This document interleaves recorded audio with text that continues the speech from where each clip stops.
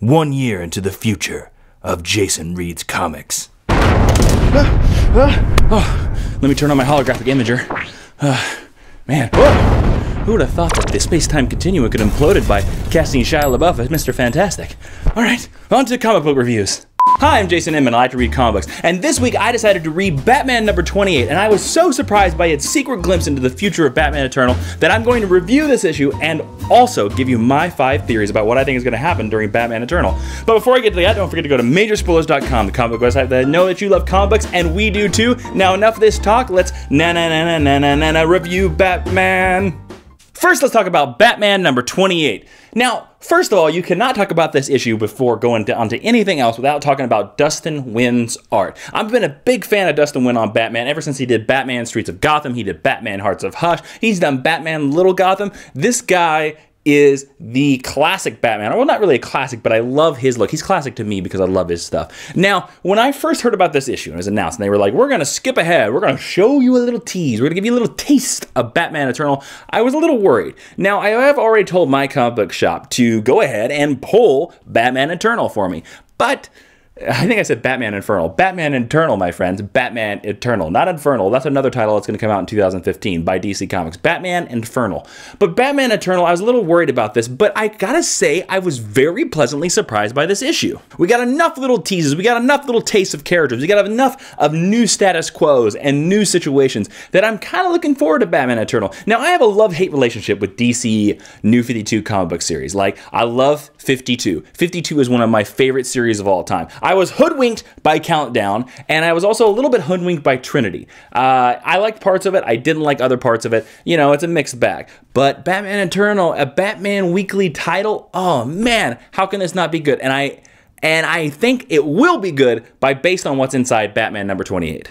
Basically, the whole issue revolves around this new character called Bluebird, who looks like she's female Nightwing, who breaks into this underground casino because there's some situation that's happening out in Gotham, and we find out that the underground casino is run by Catwoman, that the new Bluebird is Harper Row, and then at the very end, we find out that Stephanie Brown is inside this chamber. The spoiler has returned. So just by that last page reveal, there's enough of a like, what is going on here? Reminded me a lot of the flash forwards of Lost, being like, how did they get off the island? How did they get into the casino? How did they, Catwoman, why is she wearing a shirt that's so revealing? She should be in black leather with a whip. What? This is a must-buy issue. If you are a Batman fan, this is a definite buy it. If you have any interest in Batman Eternal, this is a definite buy it. Because there are so many little teases, so many little Easter eggs. And because of that, I think I'm going to give you my 5 theories of what's going to happen during Batman Eternal. We got a lot of little trips and tips and little fall things from the sky. Yeah, that's my terminology for hints. Fall things, drips, and tips.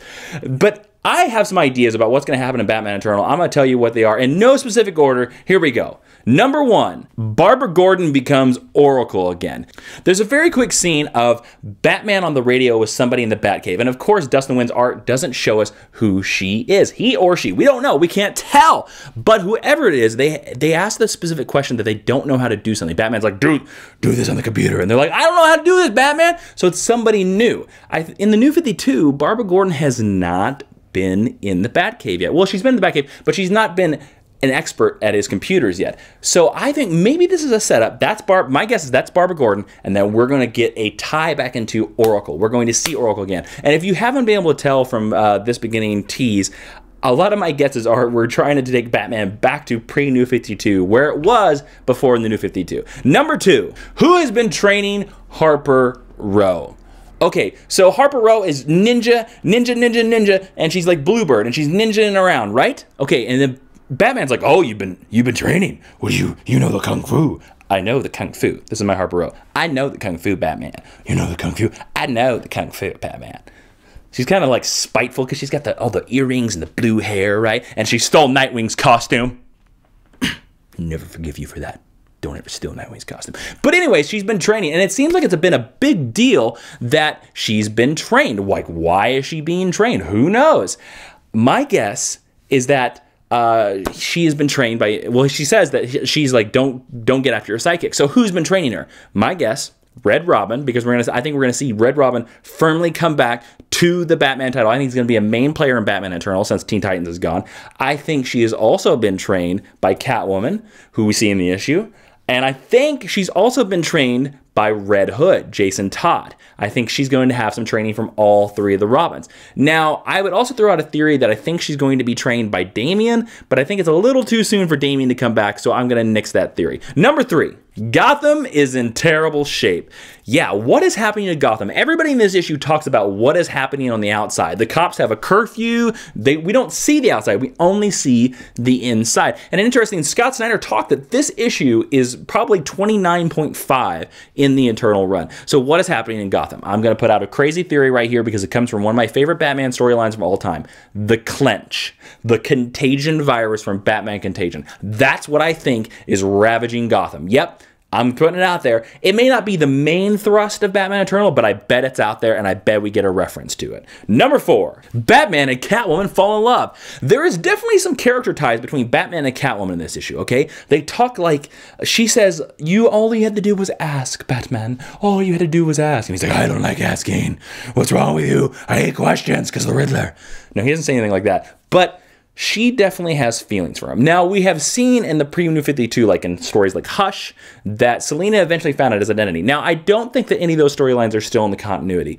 So I don't think she knows his identity, but you can tell that there's some sort of relationship. I think the Batman and Catwoman relationship solidifies in this issue, or in Batman Eternal, I mean, not this issue.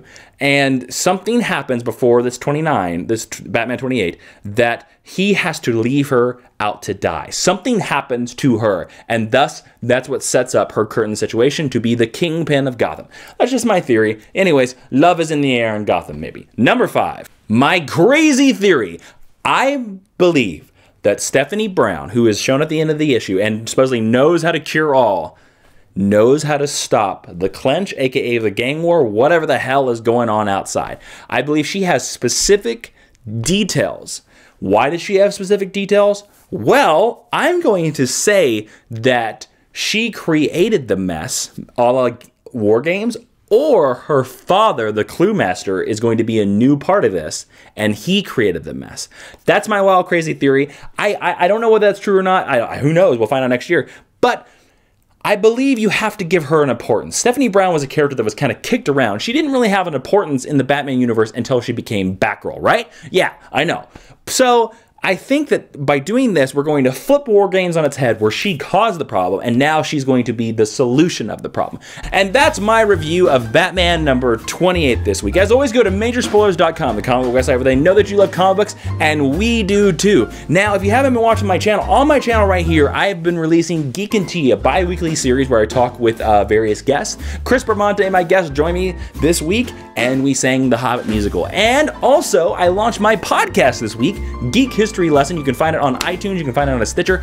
Go to iTunes, download it, subscribe to it, and please rate and review, because if you rate and review, it helps other people find the podcast. Please share that with your friends. We put a lot of work into it. Every week in Geek History Lesson, you're going to learn about a brand new character of pop culture. This week is RoboCop, and I'm going to drop a little hint for you. Next week is Miss Marvel. Woo!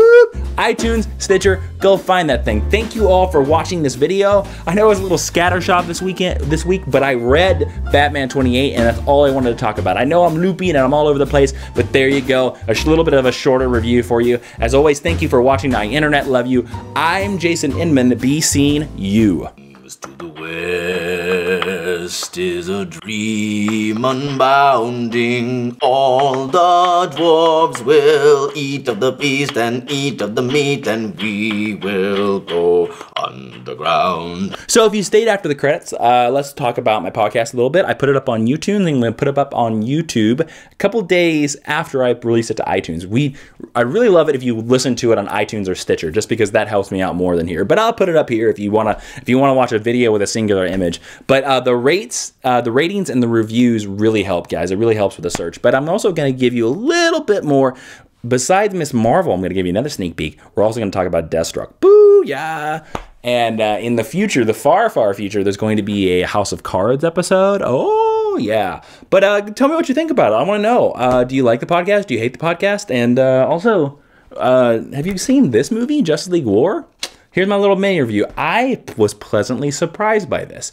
Now, I don't quite dig putting Shazam in here instead of Aquaman, but you know, what you're gonna do? I was pleasantly surprised and laughed quite a bit, and Green Lantern still is the movie.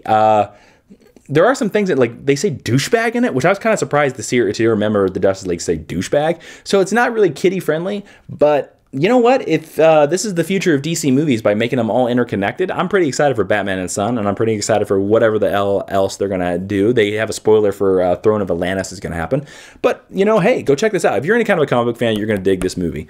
A lot of you keep talking to me about indie books. I would love to do more indie reviews. If you have a book, send them to me. I can't always do a video about it, but I will try to do a review online somewhere. I would talk more about indie books, but you guys have to support those videos. I've done some indie books in the past, and nobody has watched the videos, so that's the reason why I stay away from them. I would love to do them. I love indie books. Right now, I'm just starting my management. I just finished Think Tank by Matt Hawkins and Top Cow. Love that book. And then after that, I'm going to finish my run of Invincible. I'm still stuck on Invincible. I'll tell you what, one of my favorite indie books out there right now is Letter 44 by Oni Press by Charles Soule. It's a really great book, and it's brilliant. It's really good. It's really good. There you go. There's my thoughts. I'm very scattershot this week, guys. I'm sorry. I'm very excited for House of Cards coming out. Woo! Love that show. And so I think my brain is like, gotta watch House of Cards, gotta watch Kevin Spacey, gotta watch Kevin Spacey, gotta watch Kevin Spacey, gotta watch Kevin Spacey. Did you see how many times my brain said that? Anyways, thank you all. Like, for all you that stick past the end cards, I really appreciate all of you. You have no idea. I really, really, really appreciate all of you and everything you do to help me keep these videos going. So there you go. Special message for all of you. This is my personal thank you to each and every one of you. All right? Thank you. And then I'm going to say all your names at once so you can all hear your name. You can make this your ringtone. You ready? Here we go. Thank you. There you go. See, I said everyone. I said your name, and I said your name, and I said your name. And you. Yeah. I said your name. You're welcome.